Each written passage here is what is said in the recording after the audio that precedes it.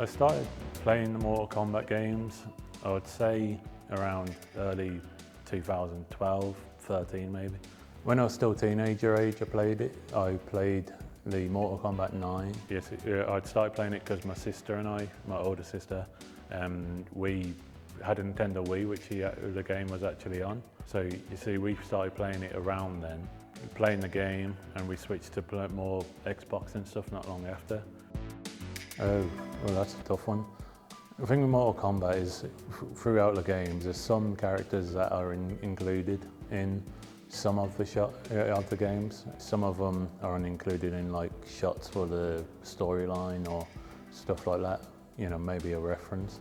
I've got two that come to mind for favourite characters. First one is Scorpion. He's a guy from the Nether Realm in Mortal Kombat, which is basically the game's version of Hell. Just been known for his iconic phrase of "get over here," and I like how his kind of arc in it is done, but his moves and stuff, you know, the firing moves, teleports, that sort of thing. But the other one would have to be a character called Smoke. I've always enjoyed Smoke because he's a bit different. He can do some of the moves like Scorpion, the teleports, stuff like that. But I just find it fascinating that with all these Mortal Kombat powers that and individuality they all have, he's able to transform his whole body into smoke at will. And he was one that his name just fit what he could do, which I thought was quite cool. You know, he had the sort of grey outfit, whatnot, like that, to do with the actual smoke. I think on a personal level, I enjoy the game for a few reasons. First one being just how out of the box, over the top it was compared to other games I was playing at that time. You know, Mortal Kombat's the first fighting game, to my knowledge, that you know, had like these fatalities, these brutalities, you know, the goriness to the fight. And I think I enjoyed playing it just because of that sort of thing. You know, you already had games around that I was playing at that time. Games such as Injustice, those sort of ones, you know, DC, but they were very PG games. You know, you'd lose a fight and your character would just fall over or something. So Mortal Kombat straight away intrigued me with just how over the top it was compared to these games. But I think that drew me because firstly, after playing all these other games, I've got this one that then like, oh wow, it's just done this has just happened. There's combos to each character, so I just love to learn these combos. Each character has different moves to learn, so I just love to learn these so that when playing with my sister, I can use the combos I've been practicing. Originally, I hadn't watched it when it first came out. I knew there was two other films that were in like the 90s or 80s. And I'd saw bits of them, but I hadn't watched them since I was like a kid, or maybe probably around when not long before I first started playing the games actually. But after finally watching it, my first impressions was that I actually quite enjoyed the film. It was cool to see in a more modern film, cool to see characters such as Sub-Zero and Scorpion. You know, the visual effects used for the character Goro, you know, the fact that all that sort of thing. I'd been studying visual effects and graphic design before that, you know, in the prior years of college and whatnot. So when I came around to finally watching this film, I could look at it both as a fan and as someone that understood what they sort of did. The film, I found it interesting because it didn't follow the story of the game. It just had the same, it had the same characters, but at the same time I was actually quite interested in the film, but it did have its ups and downs. Well, I think with what I was talking about, just with it having its ups and downs, you know, the Mortal Kombat series has been about a tournament. There's our Earth realm, or Earth known as Earth realm, mixed up against Outworld, which is like a different dimensional or different planet where other people live, you know, people like Baraka and all them characters.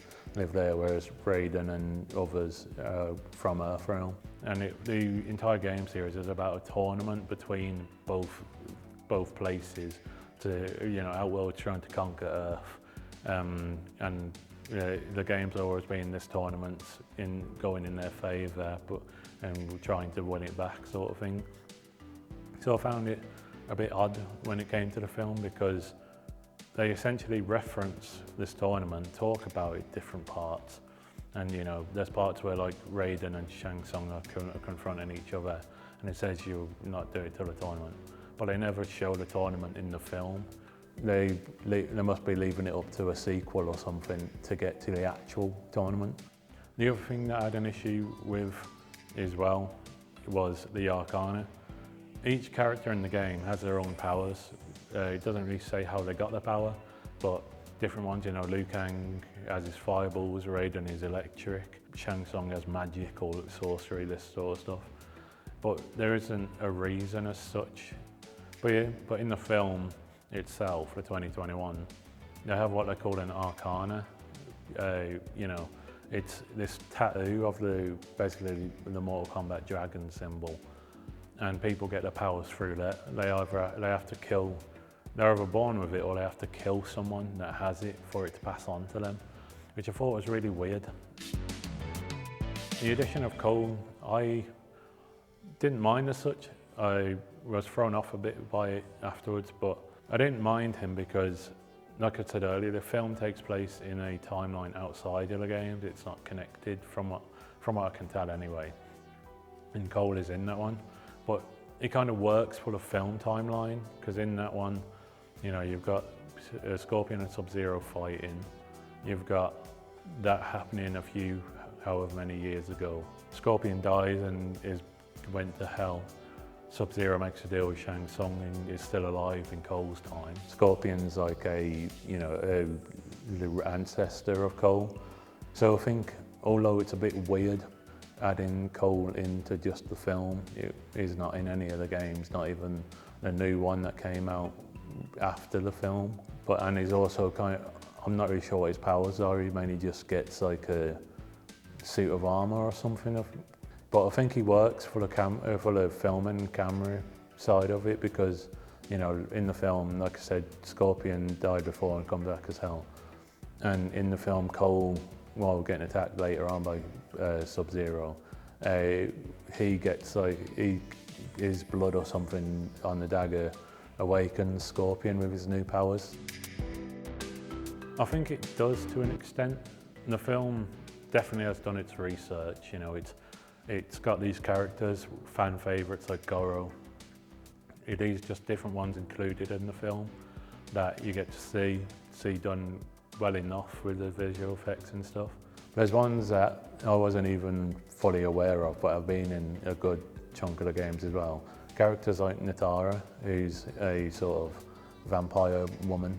But it also references the tournament and stuff, which, you know, like I said, it might not happen in the film, but it's a big part of the game, because it knows what it's on about. It's not like they've just chucked all these characters in. It slightly doesn't, because of having this brand new character, Cole, involved. But other than that, I think it does, because, like I said, I think it's done its research. It knows what it's talking about, and the characters are still pretty cool in the film. And I think it honours it by making them look close to what they do in the game with today's technology.